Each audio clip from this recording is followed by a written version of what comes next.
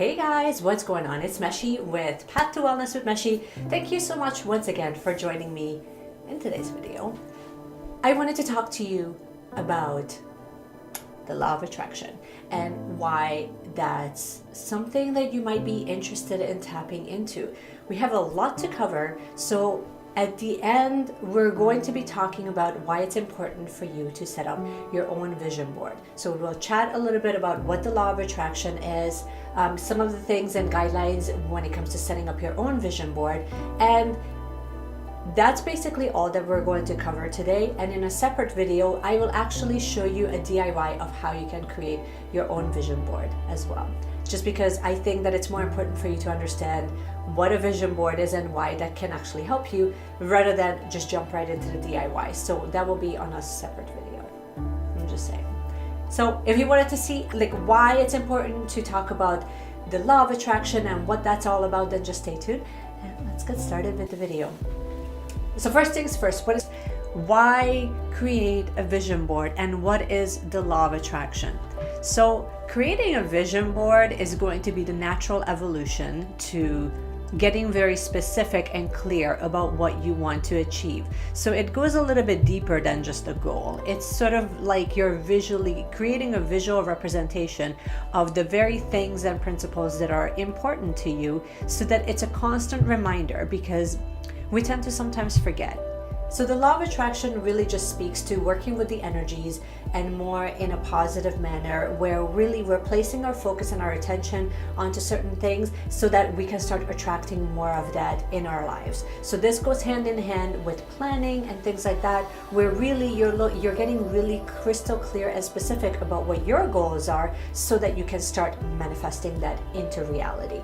So rather than just hope and dream that some things will change or one day things will be different, this way we're actually getting really specific and we're really setting clear intentions and we're making that into a physical manifestation. So this is where the vision board comes in. The vision board is very important, not because we need another craft project, but because the vision board really is a true physical representation, and I'm hoping that you will actually go with the physical one, like an actual physical vision board rather than a digital one. You do have the option to create a digital one, but I just find that the digital one, it should be an extension of the physical one rather than just solely relying on the digital version to sort of help you out.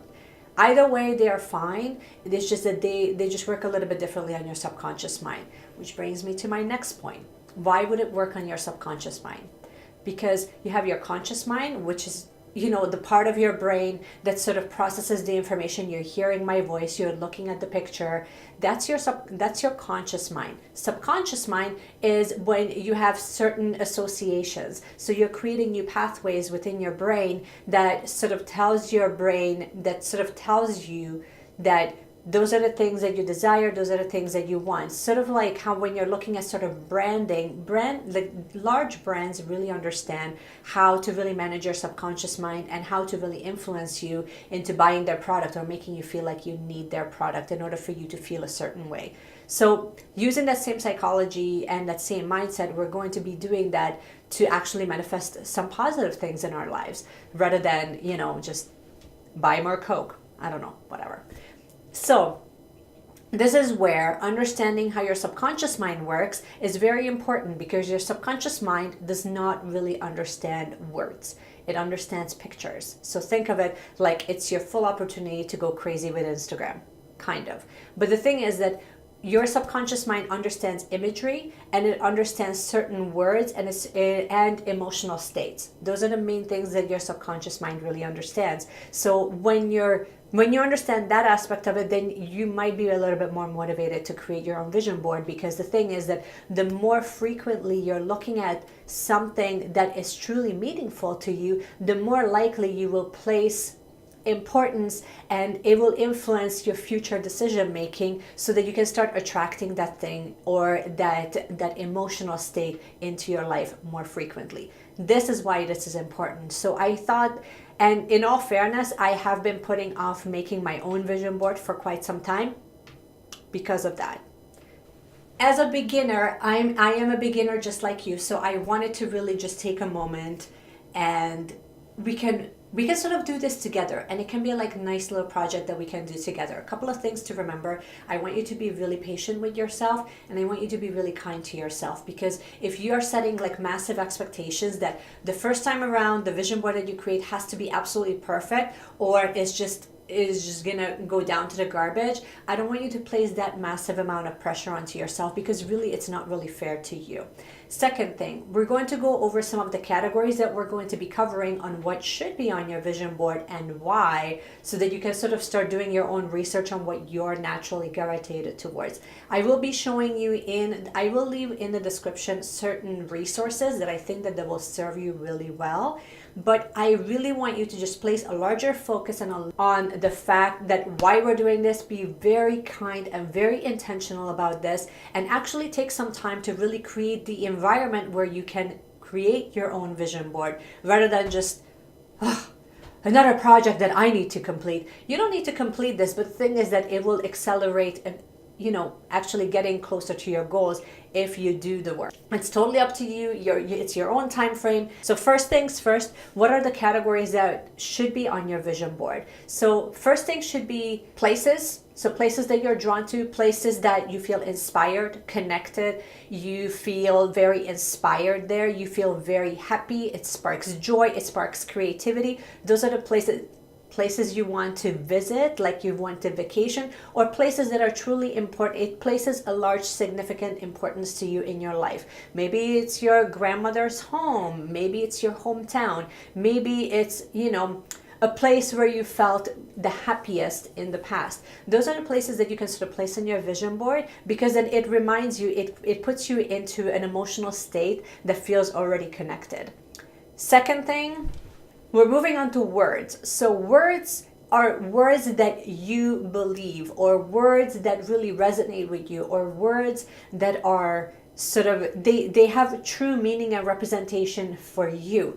And you can use quotes here, you can use, things from influencers, but really you can use your intention words. So like things that you're placing your intention towards, so like the way that you want to feel. If you want to feel more prosperous, or if you want to create a larger level of abundance, then you can maybe use a word like abundance and wealth and prosperity and health and everything that sort of is associated with that. So I want you to be really careful about the words.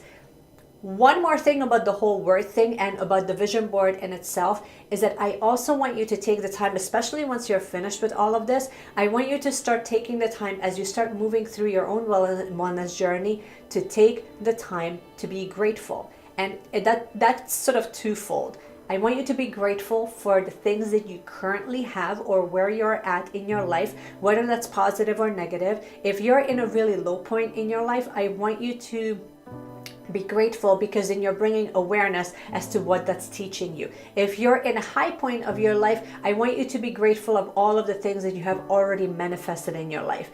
And then the second fold of this whole gratefulness practice is that I want you to be grateful for the things that are already on their way. So if one of my goals is to be able to travel around the world because brands are paying me to be able to influence you guys, then I'm already placing a large amount of gratitude towards the things that haven't even come to fruition, but I know that the wheels are already turning, the wheels are already in motion, and it's coming to me right now. And I'm already saying thank you to the universe for blessing me with those blessings, with those gifts. So that's where the twofold form of gratitude practice is very, very important, because the thing is that it could just be, sometimes people create vision boards as sort of like a dumping ground of what they want, and they never actually take the time to really tune in of why they want those things, why they want to travel, why they want to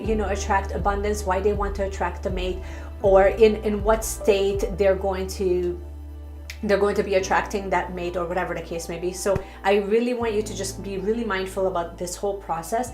It's a positive experience, not a negative one.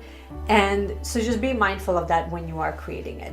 Next up is job. So career, job, if you run your own business, I really want you to kind of tune in, and I will go through this as we are sort of building our own vision board. But for now, I just kind of wanted to give you an outline. So with jobs and with, if you run your own business or if you are looking at starting a side hustle, you can add numbers that will sort of just exemplify, you know, how much income you would like. You can add numbers, like if you want a certain number of followers. You can also add, you know, a certain position or a certain brand that you would like to work with. Those are all things that you can add onto your vision board. Next, we're moving on to colors. So colors are going to give you a certain emotional state. It will put you into, you know, certain colors have the ability to really feel expansive, or it will feel really inspirational or inspired. So look at some of the things that really have the, like, look at what color schemes are able to place you in that mindset, because then naturally you're going to be gravitated towards that, and then that will sort of give you a direction as well.